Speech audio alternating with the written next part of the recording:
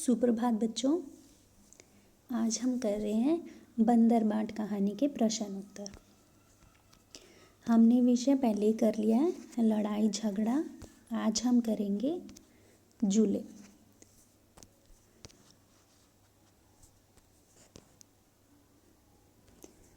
लेह में लोग एक दूसरे से मिलने पर एक दूसरे को जूले कहते हैं। मिलने पर दोनों बिल्लियाँ एक दूसरे को नमस्ते कहती हैं।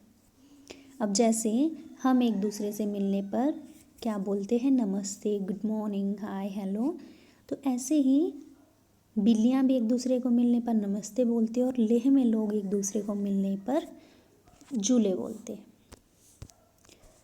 प्रश्न क्या है, तुम इन लोगों से मिलने पर क्या कहते हो?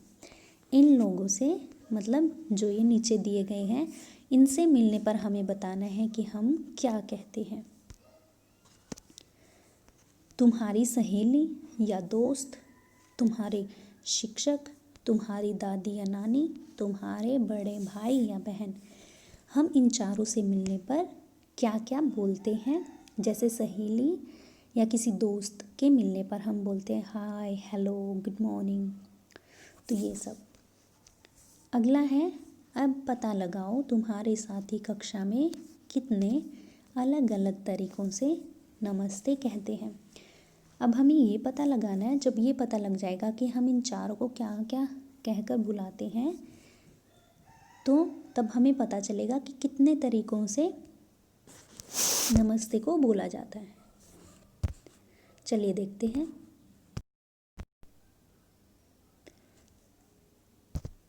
तुम इन लोगों से मिलने पर क्या कहते हो? पहला है तुम्हारी सहेली और दोस्त। हम अपनी सहेली दोस्त से गुड मॉर्निंग, हाय, हेलो कहते हैं। हम अपनी सहेली या दोस्त से मिलते हैं जब हम उसे बोलते हैं ना, हे, हेलो, कैसे हो, गुड मॉर्निंग, गुड आफ्टरनून, ये सब।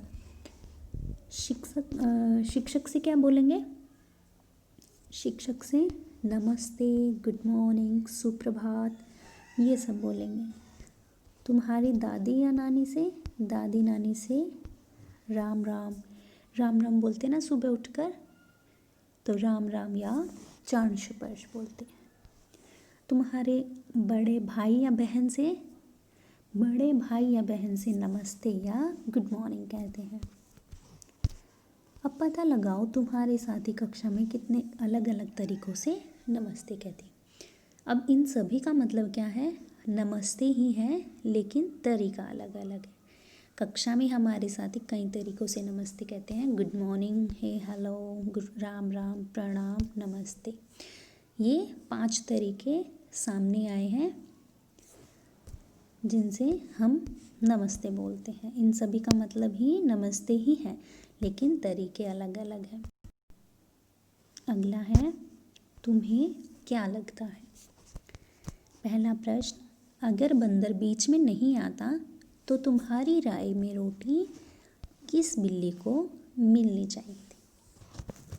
ये आपको खुद से लिखना है कि आपको क्या लगता है कि रोटी सफ़ेद बिल्ली और काली बिल्ली में से किसको मिलनी चाहिए थी। अब देखिए, सफ़ेद बिल्ली ने सबसे पहले रोटी को देखा, लेकिन काली बिल्ली ने रोटी को सबसे पहले उठाया। तो रोटी किसको मिलनी चाहिए? काली बिल्ली को, क्योंकि देखने से क्या होता है, कुछ भी नहीं होता है, देख तो लिया, लेकिन सबसे पहले उठाया किसने? काली बिल्ली ने। मेहनत तो उसने की ना, तो काली बिल्ली को मिलनी चाहिए थी।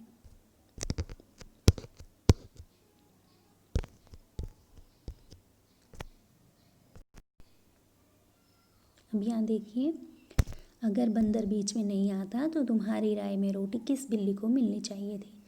अगर बंदर बीच में नहीं आता तो हमारी राय में रोटी काली बिल्ली को मिलनी चाहिए थी। काली बिल्ली को क्यों?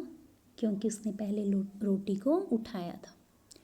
दूसरा प्रश्न है, बंदर ने बिल्लियों से यह सवाल क्यों पूछा होगा कि उन्होंने रोटी एक आंख से देखी थी या दोनों आँखों से, एक टांग से झपटी थी या दोनों टांगों से।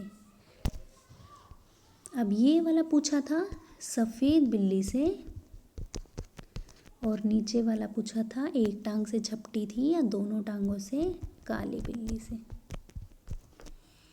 ठीक है, तो ये क्यों पूछा होगा, चलिए देखते हैं।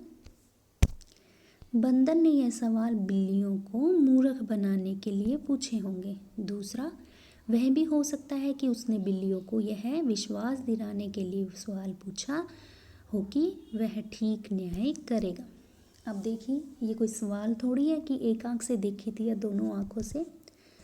वो सिर्फ क्या कर रहा था, उन्हें बेवकूफ़ बना रहा था, मूर्ख बनाने की कोशिश कर रहा था, ताकि उनको ये लगे कि बंदर हमारा फैसला अच्छे से करेगा, हमारा न्याय करेगा, हमें हमारी रोटी मिलेगी आधी आधी बांट कर। लेकिन बंदर क्या कर रहा था, चालाकी कर रहा था, है ना। पहले से ही उसे समझ में आ गया था कि ये बिल्लियाँ मूर्ख हैं, इन्हें मूर्ख बनाकर रोटी खुद ही खा लेता हूँ।